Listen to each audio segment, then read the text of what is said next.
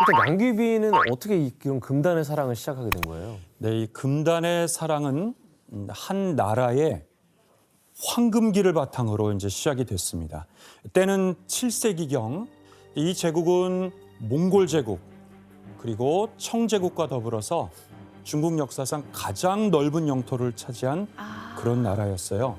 바로 당 제국이죠.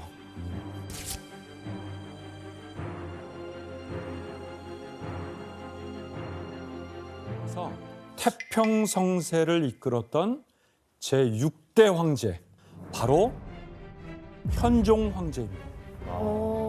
그림으로 봐도 약간 편안해 보이시는데 현종왕은 어떤 왕이었어요? 네, 이 712년 27살의 나이에 황제가 돼서 백성들을 위한 훌륭한 정치를 시작했습니다. 한 개인이 너무 많은 땅을 가질 수 없도록 막고 그 땅을 백성들에게 형평에 맞게 분배하는 정책, 균전제로 농업 생산량도 많이 늘렸어요. 이렇게 하니까 이제 백성들의 삶도 굉장히 안정됐습니다.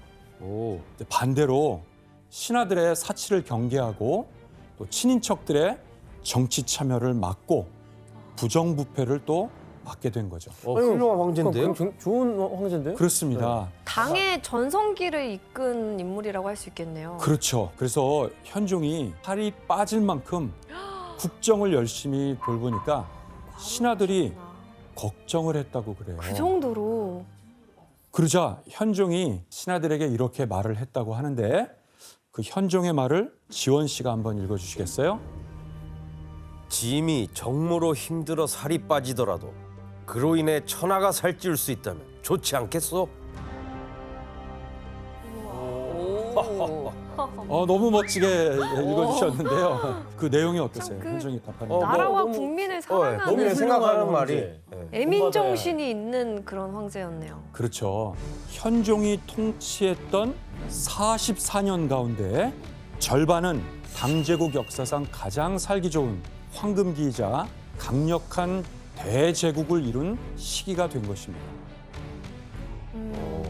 아니 근데 이렇게 평화로웠던 이 시기에 양귀비가 나왔다는 얘기인 거예요? 맞습니다. 현종이 즉위한 지 7년째 되던 해였어요. 수찬성의 한 마을에서 오늘의 주인공 양귀비가 태어났습니다.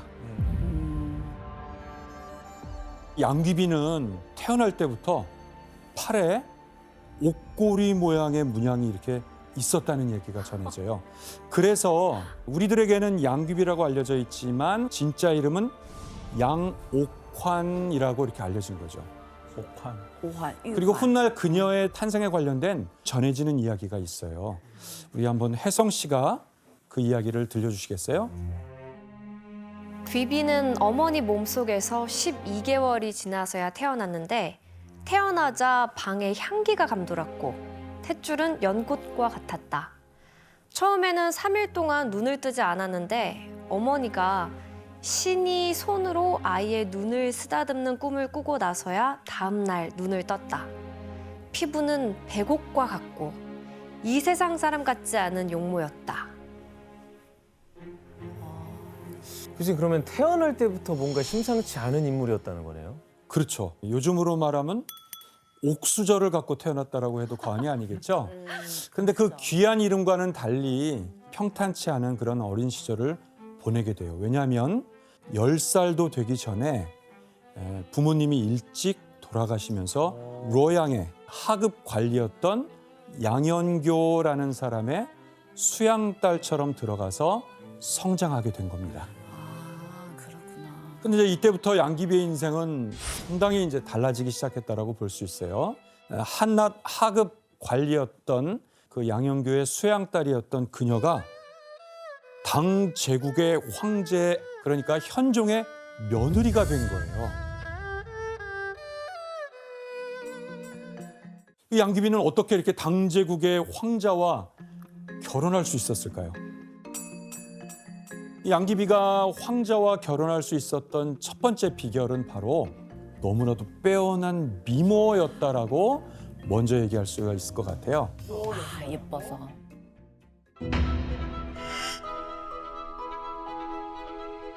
그때도 그랬나 봐요. 요즘도 소개시켜준다 그러면 이쁘냐? 예, 이쁘냐로 시작되는데. 와. 그렇죠. 아마도 외모가 매우 중요했던 것 같죠. 그때도. 양귀비의 이런 빼어난 미모를 알아본 황자가 누구였는지 함께 한번 볼까요?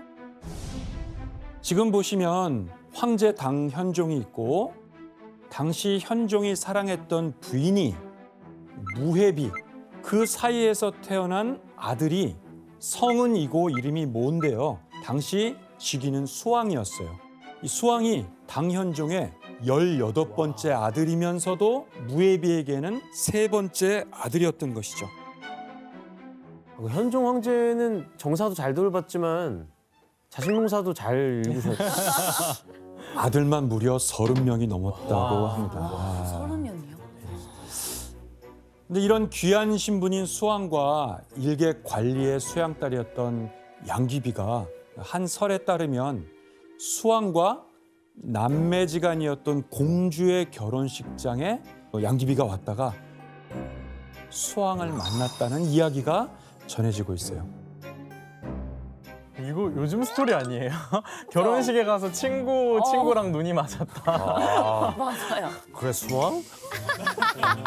어쨌든 이 양귀비는 황실 사람들도 탐낸 만큼 그렇게 아름다운 미모의 소유자였던 것만은 확실한 것 같습니다. 양귀비의 미모에 대한 어떤 극찬이고 당대 여러 문헌에도 많이 남겨져 있습니다. 그 중에서도 백거이라는 시인의 장안가가 대표적이라고 할 수 있겠습니다. 장안가에 남겨진 양귀비에 대한 증언을 규현 씨가 읽어주시겠어요? 눈웃음 한 번에 온갖 교태가 나와 단장한 궁궐의 미녀들이 낯빛을 잃었다오.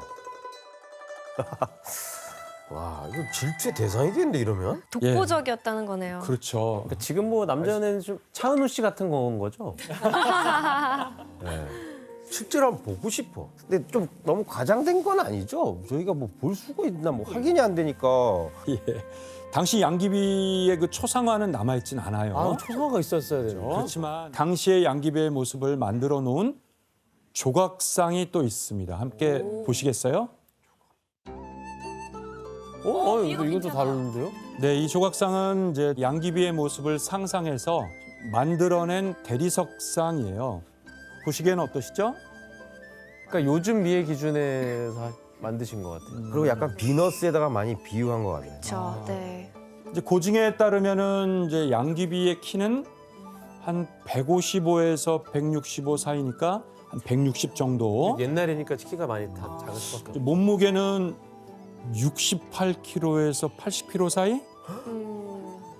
그러니까 이제 키에 비해서 굉장히 풍만한 몸매였던 거를 알 수 있어요.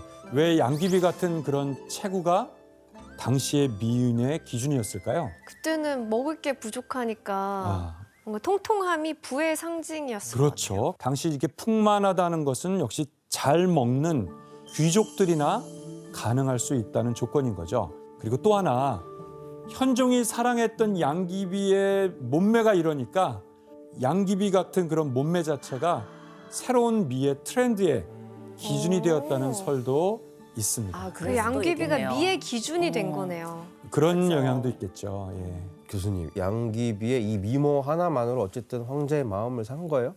이 양귀비에 대한 기록을 보면은 그녀에게는 남다른 재주가 많이 있었던 것 같습니다. 가무에 뛰어나고 음률에 통달했으며 지략은 일반인을 능가했다. 그러니까 음악적인 재능이 좀 많았고 머리도 좋았다라는 거 아니에요? 그렇죠. 양귀비가 황가의 일원이 된 데는 뛰어난 예술적 재능이 있었다는 거예요.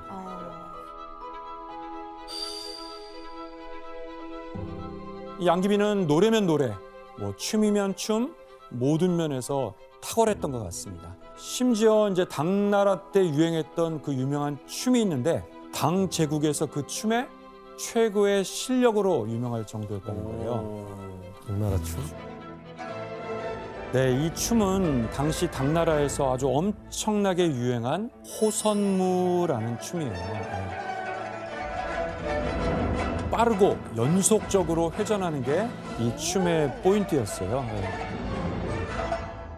이 춤은 현재 중앙아시아나 중동 지역의 춤으로 추정이 돼요. 오. 게다가 양귀비는 이 악기 연주에도 탁월한 재주가 있었어요.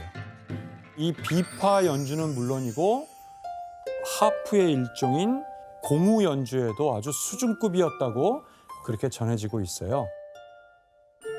신기하다. 사람 홀릴 만한 건 다 갖고 있네요. 근데 이런 능력이 양귀비를 더욱 특별하게 보이게 하는 그런 모습으로 만든 것 같습니다. 결국에는 735년 양귀비는 16살의 나이에 자기보다 1살 어린 황제의 아들 수왕과 이제 결혼을 하게 됐어요. 마국진 씨, 18번째 황자와 이 양귀비의 결혼 생활은 어땠나요? 이제 두 사람은 약 5년 정도의 이 혼인 관계를 유지를 했다고 해요. 근데 사실 이 둘의 사이는 어땠고, 뭐 어떻게 알았고, 또 자식은 있는지 뭐 이런 것과 관련된 기록은 전혀 남아 있는 게 없다고 합니다. 심지어 구당서라는 그 사적에도 수왕의 부인이었다라는 이런 얘기가 아예 쏙 빠져 있다고 해요. 그래서 어떤 사람들은 현종이 아예 이런 어떻게 보면 불륜을 저지른 사실 자체를 기록에 남기고 싶지 않았다라는 그런 생각을 하고 있다고 해요. 지운 게 맞는 것 같아요. 그런데 이 황자의 아내였던 양귀비는 또 어떻게 해서 시아버지의 황제의 여인으로 또 됐던 걸까요? 아마 그 계기는 이 현종이 황자가 된 지 이제 24년이 됐을 무렵인 736년경에 현종에게 충격적인 사건이 일어나게 돼요. 그것은 바로 후궁이자 바로 수왕의 어머니인 무해비가 갑자기 세상을 떠나게 된 거예요.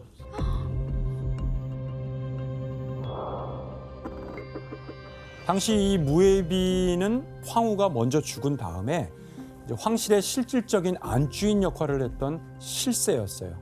이제 구당서에 따르면은 이 무해비의 인품이 매우 현명하고 또 겸손해서 현종도 그 무해비를 마치 황후처럼 대우해주면서 아꼈다고 해요. 그래서 이 무해비를 향한 황제의 총애에 또 친아들인 수왕과 그의 아내 양귀비 앞에는 장밋빛 미래가 펼쳐지는 듯했죠. 그런데 그 현명했던 무해비도 굉장한 욕심을 부리기 시작했어요. 왜냐하면 자신이 낳은 아들을 태자의 자리에 올리고 싶어 한 거예요. 그래서 실제 당시의 태자와 다른 2명의 황자가 반란을 일으키고 있다는 음모를 꾸미게 된 거예요. 모함했구나. 무해비의 이런 음모와 계획은 성공했을까요? 아니겠죠. 아니죠. 성공했을 것 같아요. 이 계획은 실패하게 됩니다. 태자와 2 황자는 폐위당해서 모두 죽음을 맞았지만 그녀의 자녀가 태자가 되지는 못한 거예요. 그리고 무해비는 그 사건이 있은 얼마 후에 여러 날을 앓다가 결국 40살이 될 즈음에 죽음을 맞고 말았습니다. 이 일로 양귀비의 남편인 수왕을 포함해서 그 무해비의 이 자녀들은 강력한 정치적 후원자를 잃게 되고 권력에서 소외되는 상황을 맞게 된 거죠. 야, 이제 그렇다면 이 총애하던 후궁 무해비를 잃은 현종의 마음은 어땠을까요? 가슴이 미어지죠. 사랑했던 와이프인데. 맞습니다. 이 현종은 이제 큰 상심에 빠진 채 오랫동안 슬픔에 잠겨 있게 돼요. 심지어 국정까지 재상에게 나라를 거의 맡기면서 방임하게 되었다라고 볼 수가 있는 거죠. 신하들은 이제 무해비 대신에 현종의 옆자리를 대신 채워줄 그런 미녀를 이제 찾아 나선 거죠. 이때 이 일을 적극적으로 이제 추진한 사람이 있는데 바로 황제의 최측근 환관이었던 고력사라는 사람이에요. 당시 고력사는 현종에게 가장 가깝고 믿을 만한 측근 중에 한 사람이었어요. 그래서 고력사가 가까이 있으면 내가 잠이 들어도 마음이 편안하다라고 할 정도로 현종이 이 고력사를 매우 신뢰하고 아주 가까운 관계였던 거죠. 총애하던 신하였구나. 그래서 이제 중국 전역의 미인을 찾아다니는 이 사신단을 당시에 화조사라고 불렸는데 이 화조사를 파견할 때도 고력사가 직접 가서 미녀들을 만나보고 일종의 면접까지 했다고 해요. 뭔가 오디션 같은 느낌인데요. 네, 보통 정식 후궁들은 황실 규정에 따라서 큰 명문가 집안 출신이 아니면 또 양갓집 교수들로 대개 이루어지는데 하지만 화조사는 신분, 뭐 집안, 또 귀천을 따지지 않고 심지어 결혼 여부까지 관계없이 여성들의 의사는 무시된 채 현종에게 바쳐졌어요. 그냥 입으면 다 되는 거구나. 이렇게 성공적이진 않았던 것 같아요. 예. 현종은 외모는 물론이고 굉장히 교양과 예술적 조예가 높아야만 현종의 마음에 들었던 거예요. 그러던 어느 날 현종은 뛰어난 미모와 예술적 재능을 겸비한 바로 그 여성이 있다는 얘기를 듣게 된 거죠. 아유 점점 흐름이 글로 가네요. 그렇죠. 바로 며느리 양귀비였던 겁니다. 야, 아니 근데 이게 자기 아들의 부인이잖아요. 말이 안 되죠. 그렇죠. 우리의 상식으로는 잘 이해가 되지 않는 부분입니다. 심지어 양귀비는 가장 총애했던 그 무예비 사이에서 낳은 그 아들의 아내잖아요. 그렇죠. 하지만 당시에 제국의 황제는 갖지 못할 것이 없는 하늘 아래 가장 높은 존재고 절대 권력자라고 할 수 있어요. 무소불위의 권력. 결국 현종은 그 온천궁에 연회를 열고 며느리인 양귀비를 불러들이게 돼요. 그래서 이제 두 사람의 첫 만남이 이루어지게 된 거예요. 묘하다.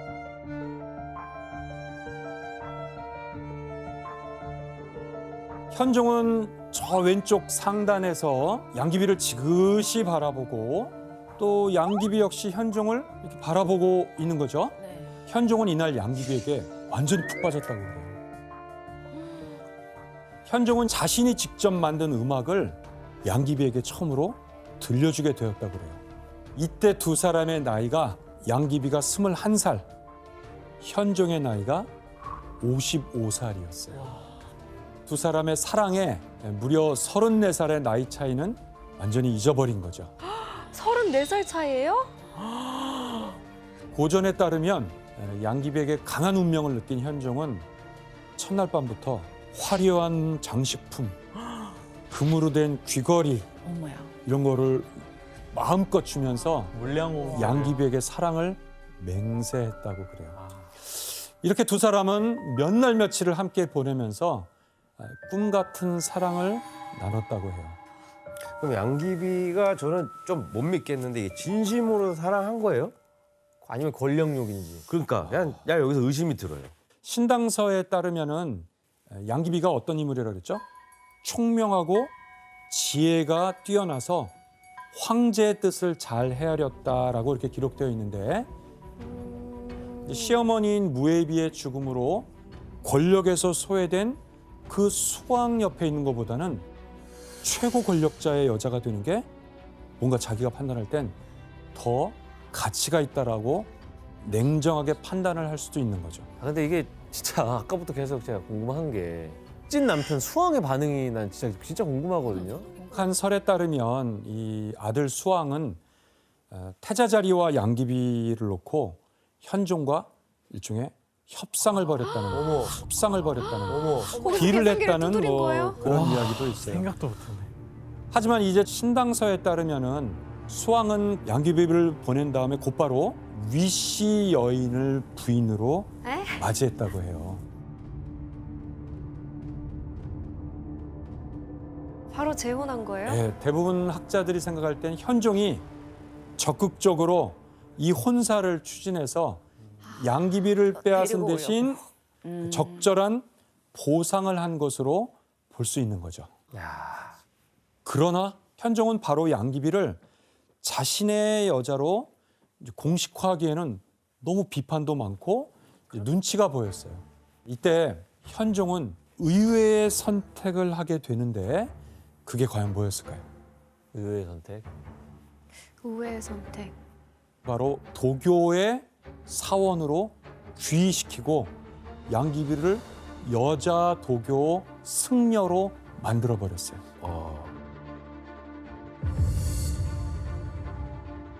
도교는 쉽게 말하면 누구나 신선이 될 수 있다는 그런 꿈을 안겨주는 종교인데요. 당 현종은 도교를 매우 숭상했는데 이런 사상 때문에 당 제국의 황궁 안에 도교 사원이 있을 정도로 큰 인기를 끌었던 거죠. 근데 이제 신선이 된다는 거는 마치 현실 세계를 벗어나는 거고 또 새로운 사람이 될 수 있다는 그런 의미거든요. 현종이 노린 건 바로 그 점이에요.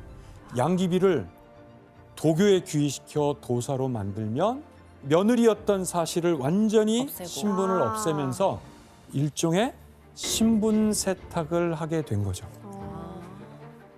게다가 당시에 이제 여자 도사는 불교의 비구니와는 조금 다른 삶을 살았거든요.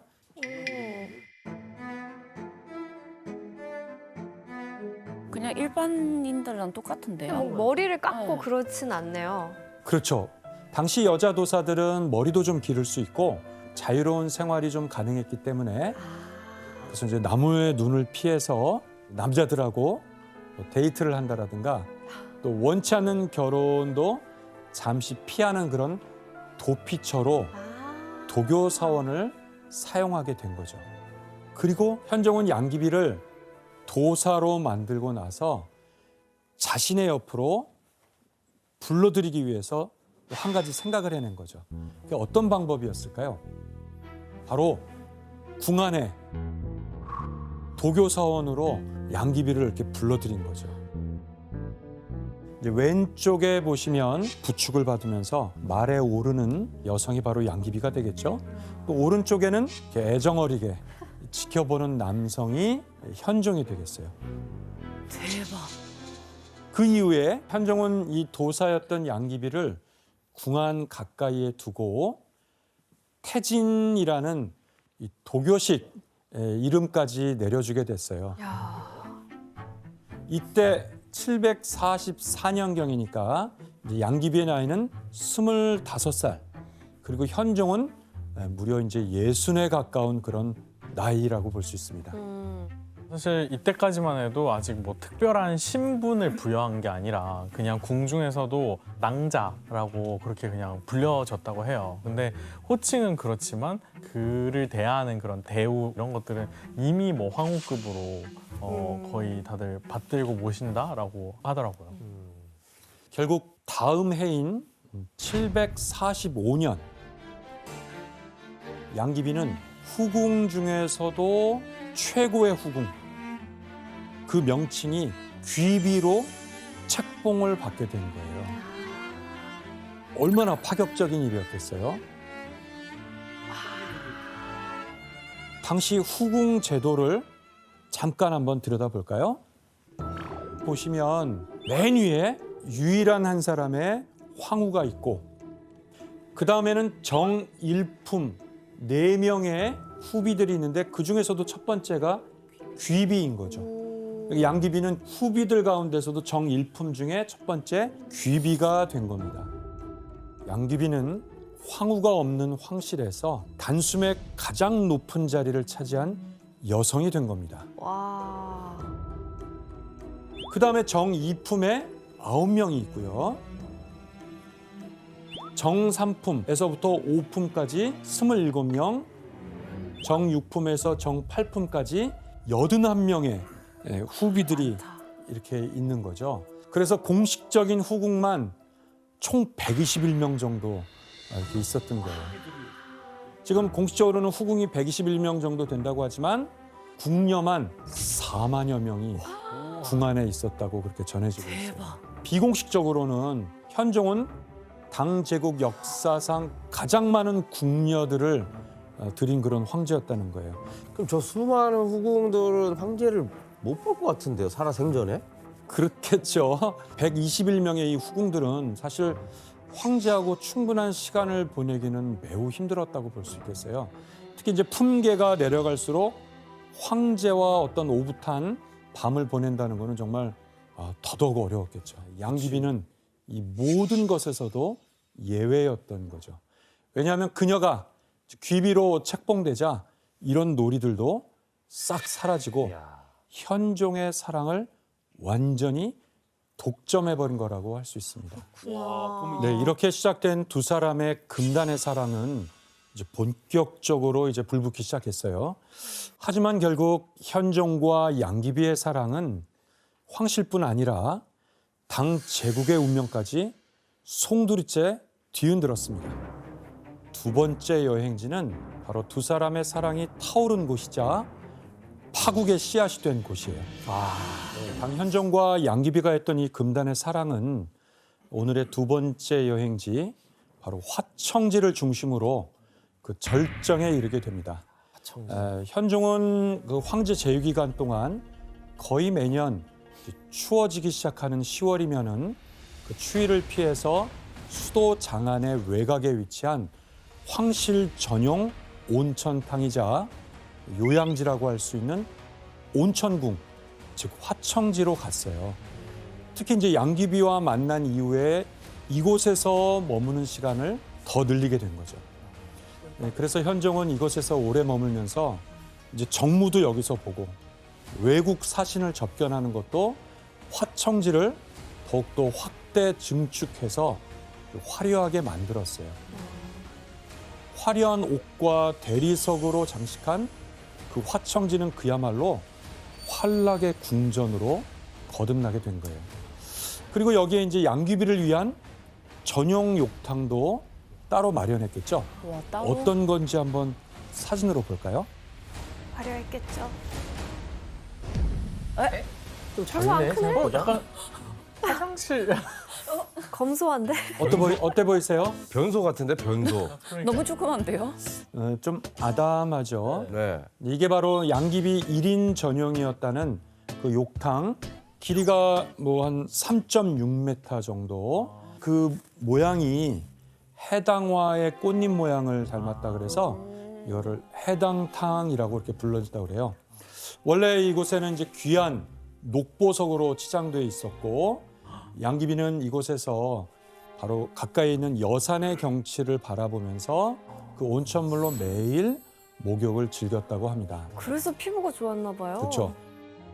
많이 할 때는 하루에도 무려 10번 가까이 에? 할 정도였는데 부어지 않아요, 피부? 중국 역사가들에 뿔죠. 따르면 그죠?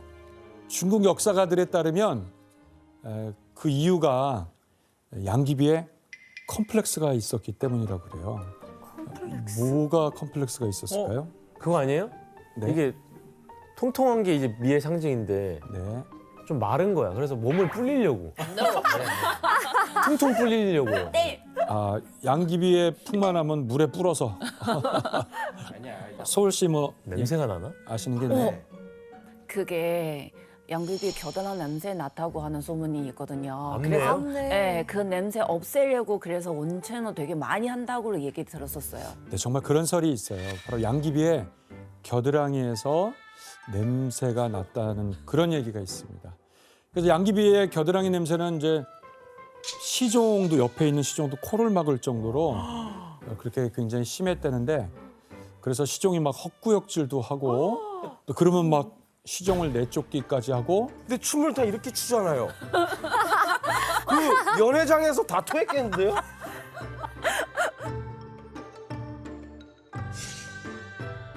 아니 현종은 어떻게 견딘 거예요? 비염이래요. 가능해요. 그거. 있어요. 비염 진짜 비염이고. 그래. 근데 여기서 이제 재밌는 건 방금 얘기하셨는데 현종은 잘 몰랐다는 거예요. 후각이. 야 천생연분이네요. 현종에게는 마침 어쩔 수 뭐 없네. 아마도 만성 축농증이 있어서 그랬는지 맞네 정말. 이 암내를 잘 맞지 못했다는 얘기가 있어요. 아니면은 그 양귀비를 만나고 후각을 잃었을 수도 있어요.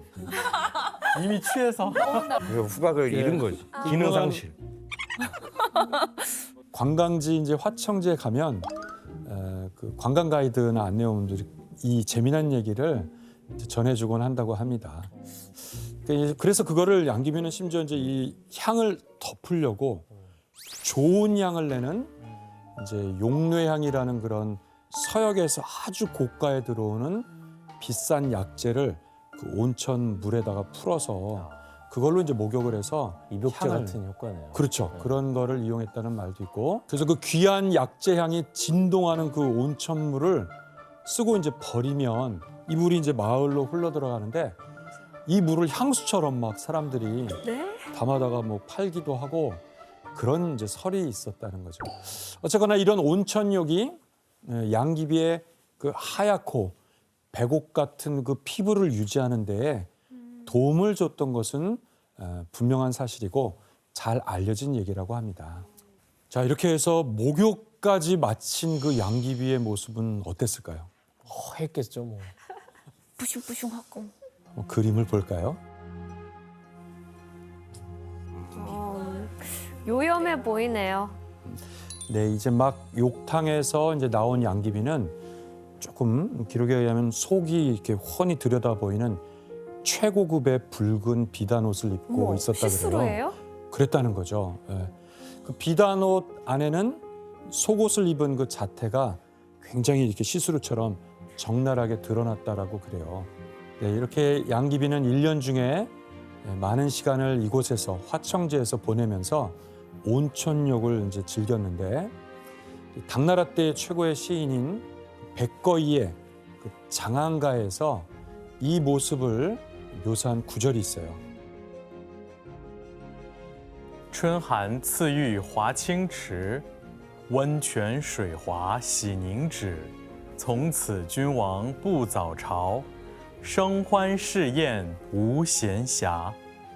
村虫春游夜专夜，后宫佳丽3000人，3000宠爱在一身。 야, 그러니까 이제 계속 뭐 정물 안 돌보고 양귀비랑 함께 그냥 계속 놀았다는 얘기네요. 네. 그렇죠. 양귀비와 화청지에서 시간을 보내느라 대신들과 함께하는 이런 조회도 이제 나가지 않을 정도로 정무에 점점 이제 소홀해진 거죠. 이렇듯 뒤늦게 불붙은 이들의 애정 행각은 때와 장소를 가리지 않고 사랑을 나눴던 거죠. 그래서 후대에 쓰인 작품들에서 이런 모습을 마치 최고의 막장 스토리로 표현하기도 하고 또 한편으론 신분과 나이 차이를 뛰어넘은 사랑으로 그렇게 승화해서 표현하기도 했어요. 마국진 씨, 저 현종과 양귀비가 새롭게 만들어낸 놀이가 또 있다면서요. 한 설화에 따르면 그 예전에는 사실 중추절 그러니까 이제 한국의 추석 그때 특별한 뭐 이벤트 이런 것들이 없었는데 그 당시 이 양귀비와 현종이 달을 구경하면서 달맞이 이런 달 구경하는 놀이를 하기 시작했다고 해요. 그래서 그런 풍습들이 어떻게 보면은 그 둘이 시작을 했기 때문에 백성들도 따라하고 그렇게 이제 퍼져가지고 달맞이라는 행사가 세시 풍속처럼 전해 내려온 거죠. 아니 그래도 교수님 이게 갑자기 이렇게 불타오르면 언젠간 또 갑자기 식거든요. 그치. 갑자기 현종이 코가 튀어가지고 앞니를 맡을 수도 있고. 이 매번 이렇게 좋을 수가 있나요? 물론 위기도 있었죠. 양귀비가 이제 27살 때쯤 됐을 때 현종의 명으로 황궁을 나와서 장안에 있는 친척 오빠 집으로 쫓겨난 적도 있었어요. 왜죠?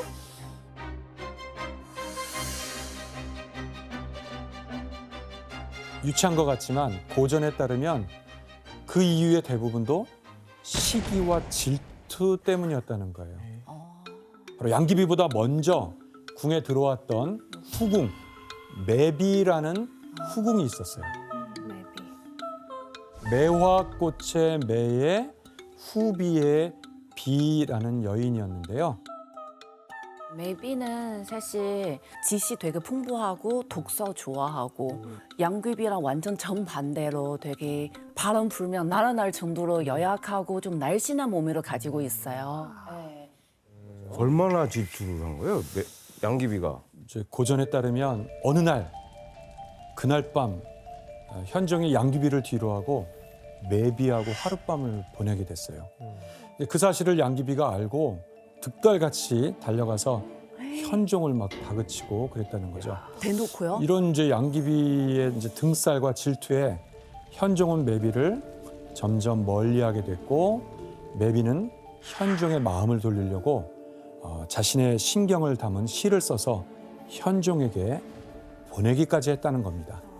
현종은 이 매비의 편지를 읽고 양귀비 눈치를 보느라고 답장도 하지 못하고 대신 매비에게 10마리 정도의 진주를 값비싼 진주를 몰래 보냈다고 그래요. 그냥 물질적으로 약간 좀 보상을 해주는 거구나. 그런 거겠죠. 하지만 결국 여러 여자 문제 때문에 질투를 부리는 양귀비와 다투게 된 현종은 27살 때 양귀비를 처음으로 이제 궁에서 한번 쫓아내버리는 그런 일까지 벌어진 거예요. 근데 이렇게 양귀비를 쫓아보낸 현종 역시 마음이 편안하지 않아가서 사실은 식음을 전폐하고 자기가 화를 낸 거를 후회하면서 시중들을 막 때리기까지 하면서 그랬다는 거죠. 말씀하시는 거 보니까 양귀비는 본인이 그렇게 사랑을 받는데도 질투심이 엄청나네요. 그렇습니다. 근데 이제 사실 그 질투라는 거는 양귀비만 있는 것이 아니라 바로 현종도 만만치 않았던 것 같아요. 한번 그림을 볼까요? 뭔지를 모르겠는데. 양귀비가 어디 있나요? 네, 여기 양귀비는 없고요. 술자리로 보이는 저녁의 만찬의 모습이죠. 네. 이 중에서 이 맨 아래쪽 빨간 옷을 입은 인물이 현종이고 옆에 취해서 있는 사람들은 현종의 형제들이었어요.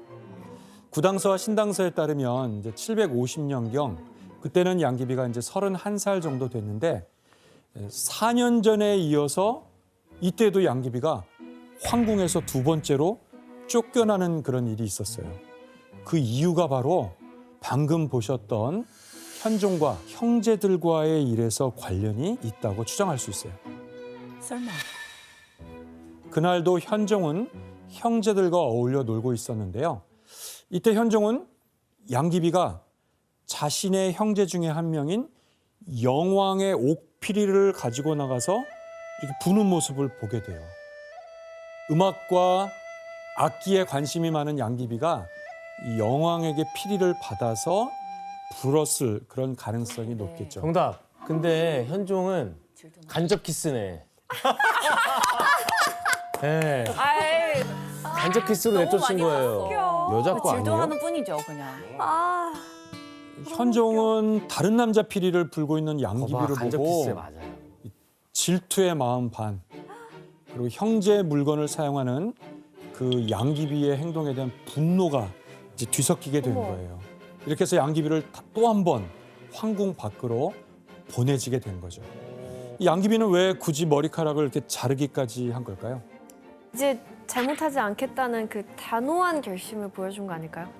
마치 그 이유를 양귀비가 된 것처럼 혜성 씨가 실감나게 한번 읽어주시겠어요?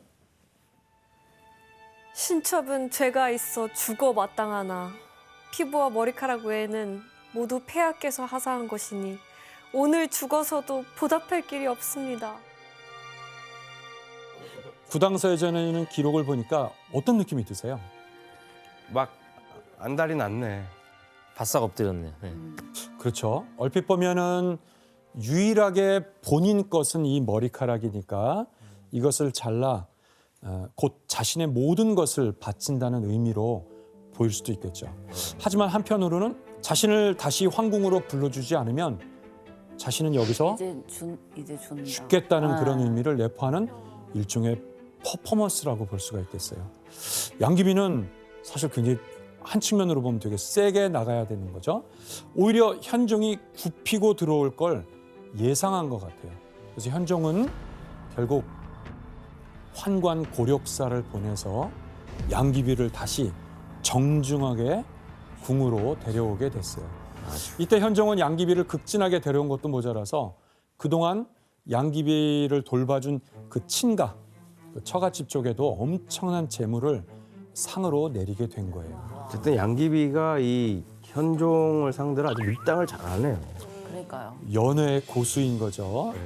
연애뿐만 고수가 아니라 눈치도 백단이라고 하는데 한 번은 이 현종의 아들과 바둑을 둔 적이 있다고 해요. 네. 근데 그 당시에 사실 현종이 조금 게임에서 질 것 같다라는 그런 모습이 보이자 네. 양귀비가 키우고 있던 강아지가 있는데 강아지를 풀어서 회방을 했다고 해요. 그러니까 바둑판이 어지러진 거죠. 그래서 이제 그 당시에 현종이 뭔가 양귀비의 이런 센스에 대해서 굉장히 좋아했다라는. 뭐 내조라고 해야 되나요? 이분께 받을만 하네. 진짜. 현종은 양귀비를 이렇게 말했죠. 해어화. 그대로 풀면 말을 알아듣는 꽃이라는 거예요. 얼굴만 예쁜 꽃 같은 후궁이 아니라 군주의 마음을 헤아리는 총명을 겸비했다는 최고의 칭찬이었죠. 이 총명했던 양귀비는 이제 현종을 사로잡을 수 있는 방법이라면 뭔지 물불을 가리지 않고 하게 됩니다. 하지만 이런 둘의 사랑은 결국 당 제국을 이제 몰락시키게 되는 그런 시초가 되고 말았어요. 사랑에 눈이 먼 이제 현종도 양귀비가 하는 부탁이라면 그 뭐든 이제 다 들어주게 된 거죠.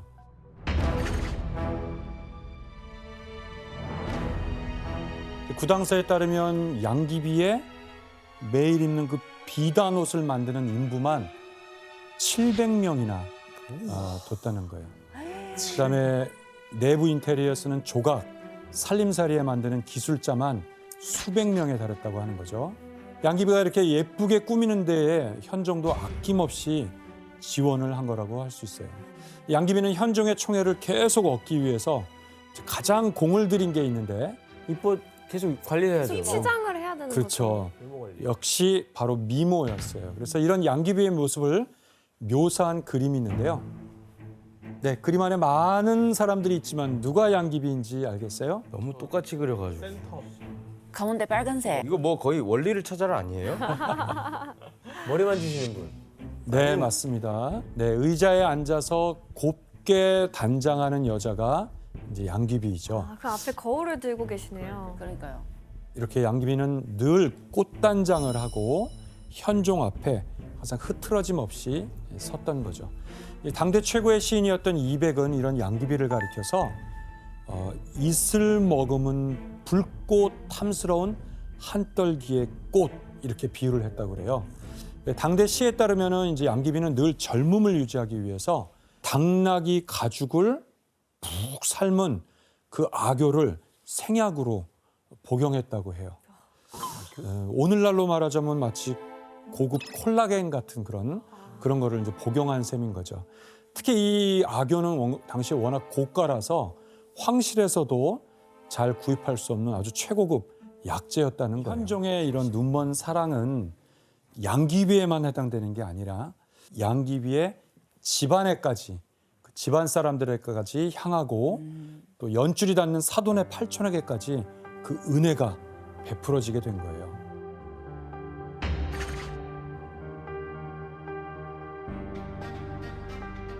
현종은 먼저 양귀비의 죽은 생부에게는 제국공이라는 벼슬을 이렇게 추전해서 올려주게 되고 또 죽은 생모에게는 양국 부인, 양나라의 부인이라고 이렇게 봉해지게 됐어요. 그다음에 양귀비를 키워준 그 친척들, 이 사람들에게도 높은 벼슬을 내려주고 양귀비의 체면을 이제 살려준 거죠. 심지어는 친척 오빠 중에 한 명은 무해비의 딸인 태화공주하고 이렇게 결혼을 시키기까지 했어요. 그리고 현종은 양귀비가 황궁 안에서 외로울까 봐 3명의 언니가 있었는데 이 언니들을 장안으로 불러들여서 무슨 국부인이란 칭호를 내리고 화청지와 다른 순행지에까지도 함께 데리고 다니면서 어울리게 됐어요. 네, 유명한 그림인데요. 양귀비의 언니들이 정말 화려하게 차려입고 이제 봄나들이를 가는 그런 모습을 그린 그림이에요.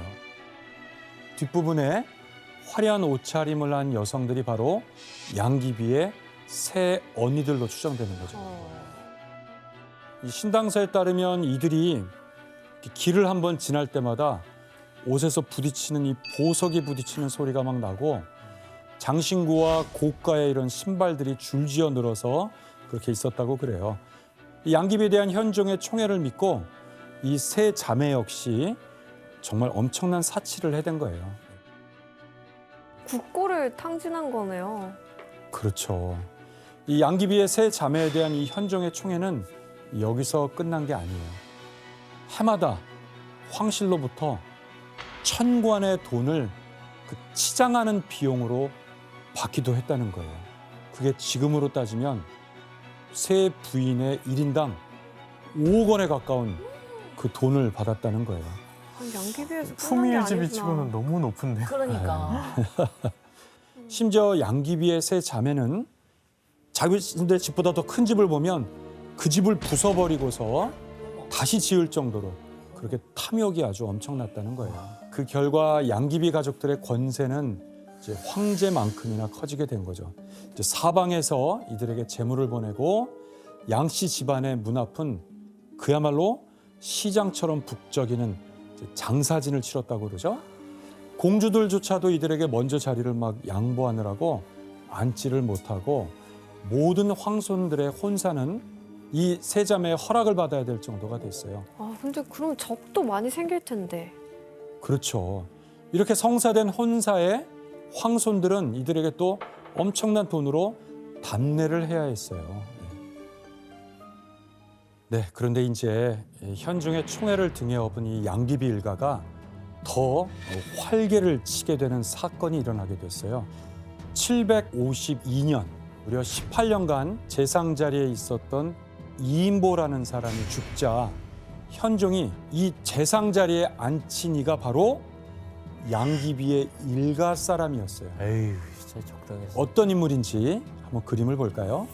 양씨 사람이네. 염라대왕 같은데요? 간신배 같은 느낌이 딱 나는데요. 네, 이 인물의 이름은 양조라는 사람인데요. 양귀비의 육촌 오빠가 되는 사람이에요. 육촌?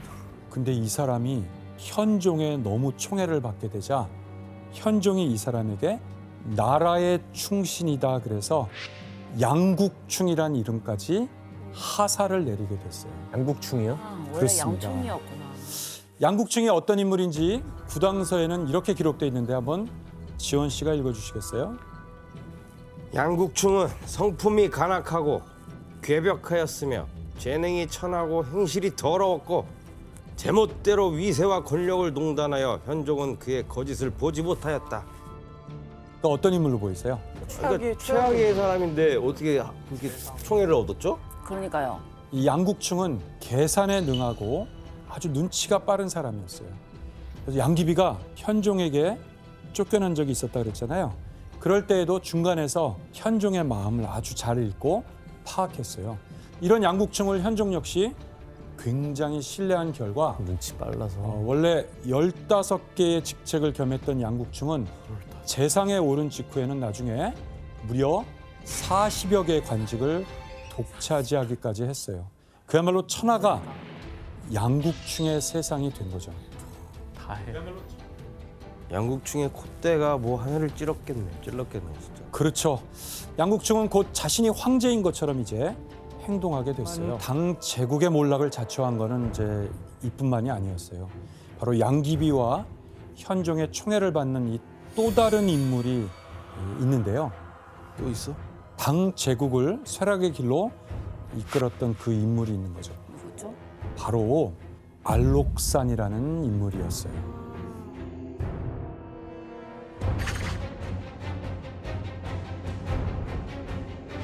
안록산은 체격과 덩치가 매우 크고 장군 같은 그런 모습이죠.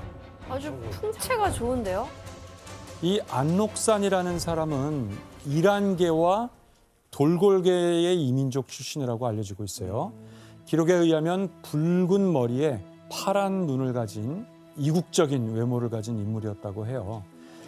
당시 당 제국은 외국과의 교역도 활발하고 또 개방적인 제국이라 외국인이라 하더라도 실력만 있다면은 아주 높은 관직에 오를 수가 있었죠. 그런데 이 이민족 출신의 안록산은 마침 자신의 세력을 만들 기회를 이제 얻게 된 거예요. 바로 안록산이 변경에 주둔한 군 사령관의 성격인 절도사의 직책을 가진 인물이었던 거예요. 당시에 당 현종 때 영토가 확장되면서 절도사의 권한이 매우 높아지게 됐어요. 시간이 지나면서 이 절도사는 군사권만이 아니라 행정, 재정권까지 장악하면서 점점 황실해서 통제하기 어려울 정도로 이제 거대해지게 된 거예요. 게다가 742년경에는 평로절도사에 오른 안록사는 여러 전공을 세우면서 범양절도사, 또 하동의 절도사까지 겸하면서 자신의 세력을 점점 키워가게 된 거죠. 그래서 당시 당 제국의 동북 변경의 병권을 거의 안록산이 장악하게 됐어요. 교수님, 근데 저 안록산이 어떻게 현종과 양귀비의 총애를 받게 된 거예요? 이제 안록산에겐 남에게 없는 아주 특별한 재주가 있었는데요. 뭐 아주 아첨도 잘하지만 탁월한 언변으로 주위 사람들을 아주 즐겁게 만들었던 그런 아주 특징을 갖고 있어요. 이런 점이 게다가 그의 특이한 외모가 아주 즐거움을 주는데 큰 몫을 한 것 같아요. 무려 200kg이 넘는 육중한 그런 그렇구나. 거구였다고 그래요. 그리고 안록산의 이 늘어진 배가 무릎 가까이까지 이렇게 늘어졌다라는 약간 곰돌이 푸 느낌. 그래서 안록산이 이렇게 말을 타면 이 늘어진 배를 이렇게 받아주는 안장을 별도로 이렇게 말에 올릴 정도로 말 힘들었겠는데. 말 그렇죠. 못했을 오겠다. 이런 점이 단숨에 현종과 양귀비의 마음을 사로잡았죠. 심지어 안록산은 또 하나의 특급 아주 비결이 있었어요. 어떤 거였는지 한번 마국진 씨가 읽어주시겠어요? 中原自有胡旋者，斗妙争能而不如。中有太真外露山，二人醉道能胡旋。 바로 양귀비도 잘 췄다는 그 호선무. 호선무? 근데 200kg인데 어떻게 호선무를 쳐요? 신동 씨도 춤 잘 추잖아. 200kg는 아니에요. 설에 의하면 안록산은 당 현종과 양귀비를 처음 만났을 때 이 호선무를 직접 아주 멋지게 쳤다고 해요. 와. 그 커다란 거구로 호선무를 칠 때면 한 줄기 바람처럼 날쌔다고 이렇게 전해지는 거죠. 얼마나 웃겼을까. 그러니까 춤과 노래를 사랑하던 현종과 양귀비의 눈에는 이 안록산이 정말 좋아할 수밖에 없었던 거예요. 그때 안록산은 무려 40대의 나이에도 불구하고 16살이나 어린 양귀비 앞에서 온갖 재주를 부렸던 거예요. 그러니까 이게 안록산이라는 사람은 현종이랑 그리고 양귀비한테 뭐 본인이 가지고 있는 뭐 재주든 뭐든 아첨이든 다 그냥 다 뺏어 준 거네요. 맞습니다. 현종과 양귀비의 신임을 받으면서 안록산의 이제 권위는 점점 높아졌어요. 그리고 746년 이 안록산이 북쪽의 거란을 격파하는 공을 세우고 장안에 당당하게 입성했는데 이를 계기로 이제 양귀비는 자신보다 16살이나 많은 안록산을 양아들로 삼게 됐어요. 양아들. 나이가 또 많은데. 짱이다 진짜. 진짜 막장. 여기서 문제를 낼게요. 아 모르겠어요 이제는. 너무 사람들 생각을 알 수가 없네. 너무 저기다. 양귀비는 양아들로 삼은 안록산의 생일에 건강을 기원하는 의미로 이것을 해줬대요. 이것은 무엇일까요? 생일날? 그거 아니에요? 그거네요. 정답. 네, 규현 씨? 생일빵을 때린 거예요. 싸대기 이러고. 왜요, 교수님? 너무 참신한 의견인데요. 오답입니다. 건강을 기원하는 의미? 힌트를 주면 안록산을 이제 너를 나의 양아들로 처음 맞이하겠다라는 뭐야? 나 진짜 이상한 거 생각해가지고. 엄마가 아들에게 하는 행위. 해봐요. 양귀비가 안록산에게 모유 수유를 했습니다. 뭐 우유가 나와야 수유를 하죠. 설마. 보일수 같다고요? 가슴 내밀고. 아니 우유가 나와야. 아니 이거 진짜 막장이잖아 그러면. 정답 아니에요? 오답입니다만 뭔가 그 관련해 있는 것 같습니다. 오답입니다. 정답. 네, 혜성 씨. 그 아까 양귀비가 온천탕을 애용했다 그랬잖아요. 저 알록산도 씻겨줘? 애기처럼 씻겨준 거예요. 혜성 씨 정답입니다. 근데 너무 야하다. 뭐가 야해? 징그러워. 씻겨주려면 이제 다 나체로. 벗어야 되잖아요. 바로 양귀비가 양아들인 알록산에게 첫 목욕을 시켜주게 된 거예요. 소름이다 진짜. 더러워. 당시 중국에서는 아기가 태어난 3일째에 약재를 넣고 끓인 물로 씻겨주고 그리고 포대기에 싸서 아기의 건강과 행복을 기원하는 목욕 의식을 거행하곤 했어요. 양귀비도 이제 이 의식을 양아들인 중년에 들어서는 200kg. 알록산에게 해준 거죠. 징그러워. 진짜 징그럽다. 상상하기도 싫어. 이렇게 양귀비의 양아들이 된 알록산은 황궁을 그냥 마음대로 드나들고 그리고 양귀비와 함께 식사를 하거나 밤늦도록 궁을 나오지 않았다는 말이에요. 진짜 뭔가 있네. 아니 현종은 근데 가만히 있었을까요? 현종이 그러니까 이건 질투할 칼을 만한데. 들고 들어갔을 것 같은데. 그러니까. 현종은 근데 이상하게도 둘 사이를 전혀 의심하지 않았다고 합니다. 오히려 알록산에게 상을 하사했다는 기록이 있을 뿐이에요. 이렇게 알록산은 양귀비의 총애를 등에 업고 재상의 자리에까지 위협할 정도로 그런 사람이 된 거죠. 교수님 아까 양귀비의 육촌이었던 양국충의 기세가 막 하늘을 찌르고 있었잖아요. 그러면 이 알록산의 등장에 굉장히 위기감을 느꼈겠네요. 당연하죠. 처음에 두 사람은 모두 현종과 양귀비의 신임을 함께 받고 있었는데요. 하지만 점차 더 많은 신임을 얻기 위한 경쟁을 이제 시작한 거예요. 그 두 사람의 이제 충성 경쟁이 전쟁으로 이제 이어지기도 했어요. 전쟁을 해요?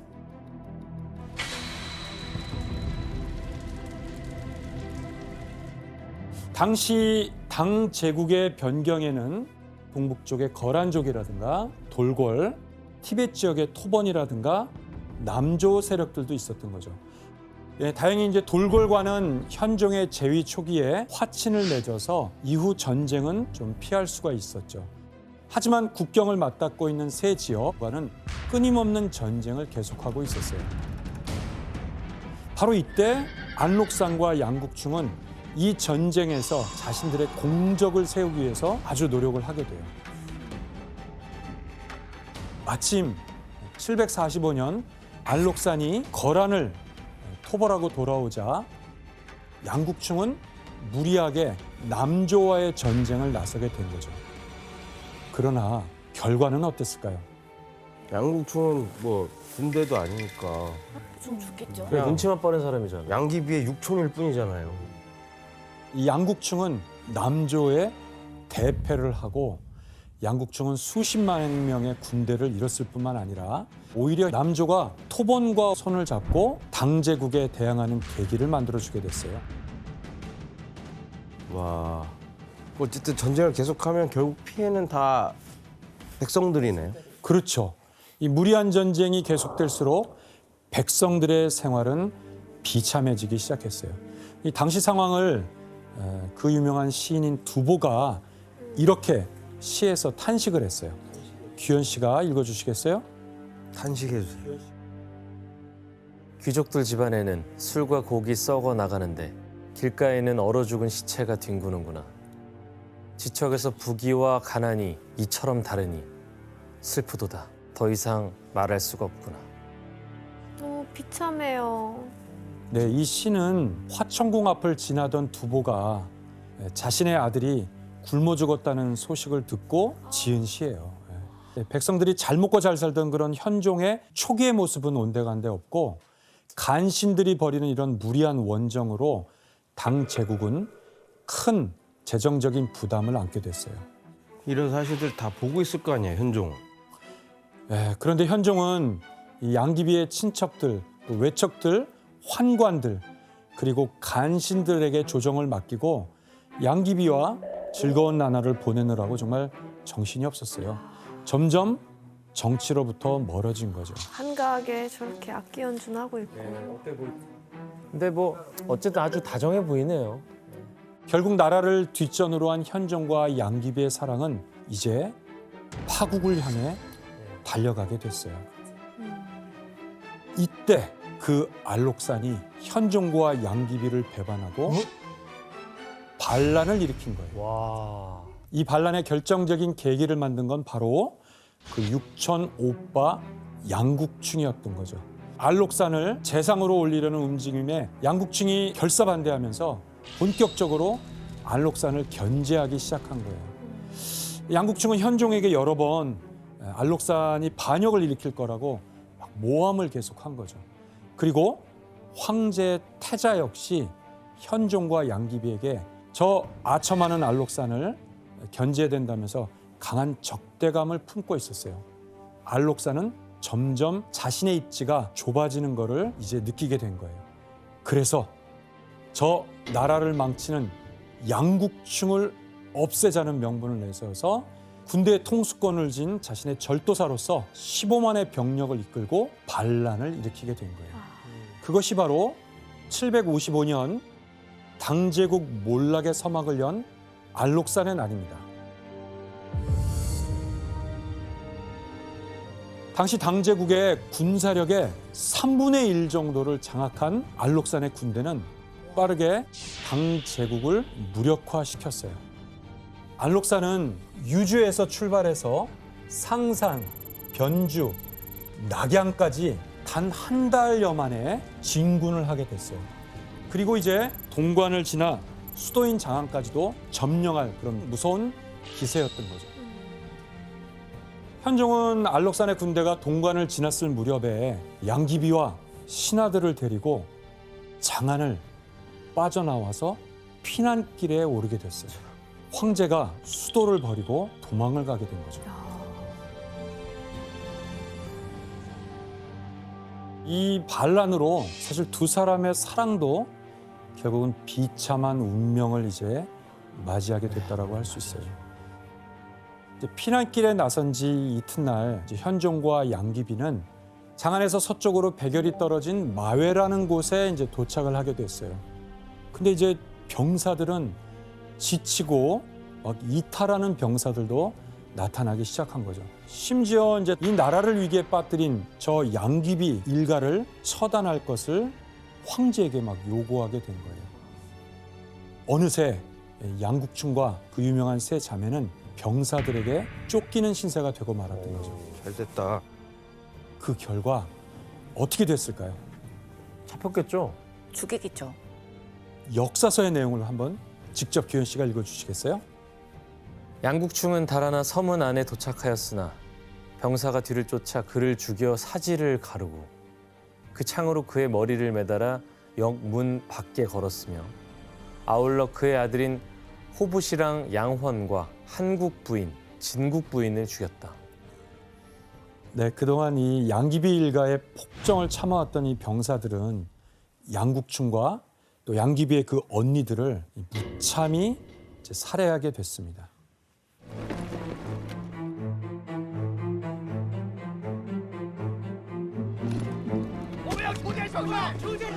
하지만 병사들은 이제 요구는 여기서 끝난 게 아니에요. 양귀비. 그렇죠. 이제는 현종을 에워싸고 나라를 이 지경으로 만든 저 양귀비를 직접 죽이라고 이렇게 요구하는 거예요. 잔인하다. 이때 여러분이 만약에 병사들에게 둘러싸인 현종이라면 어떻게 했을 것 같아요? 죽입니다. 독하다. 네? 규현 씨 자기 사랑하는 여인인데. 못 그럴 것 같아요. 모든 걸 현종이랑. 그러니까 모든 걸 다 버렸잖아요. 저 네. 양귀비 때문에. 아니 지금 현종도 마지막에선 다 정신을 차리지 않을까요? 아니에요. 차리기엔 늦었어요. 현종은 허락 대신 눈물을 흘리며 차마 양귀비를 돌아보지 못했다고 그래요. 하지만 현종의 목숨은 살려야 했던 그 옆에 있는 환관 고력사? 고력사가 현종을 대신해서 근처의 불당으로 양귀비를 데려가서 비단으로 양귀비의 목을 기둥에 매서 죽음에 이르게 됐다고 해요. 이때 양귀비의 나이 37살로 허망하게 세상을 떠나게 됐어요. 그렇다면 이제 홀로 남은 현종은 어떤 삶을 살았을까요? 쓸쓸히 양귀비를 추억하다가 갔을 것 같아요. 네, 맞습니다. 현종은 일찌감치 황제 자리를 아들인 숙종에게 물려주고 반란을 진압하게 했어요. 이제 모든 권력에서 물러난 현종은 양귀비를 떠올리며 하루하루 눈물바람으로 늙어간 거죠. 구당서에 따르면 현종이 장안으로 돌아올 때 양귀비의 묘를 몰래 파냈다는 그런 이야기가 있어요. 너무 사랑했네. 현종은 이렇게 양귀비가 없이 6년을 더 살다가 77세의 나이로 오래 사셨어. 쓸쓸히 눈을 감게 됐어요. 찐사랑이에요, 진짜. 근데 네. 하나도 안 멋있어요. 나라를 그렇게 사랑해서. 망가뜨리고 어휴. 그렇죠. 이후에 당 제국은 과거의 영광을 회복하지 못하고 점점 몰락의 길로 가고 말았어요.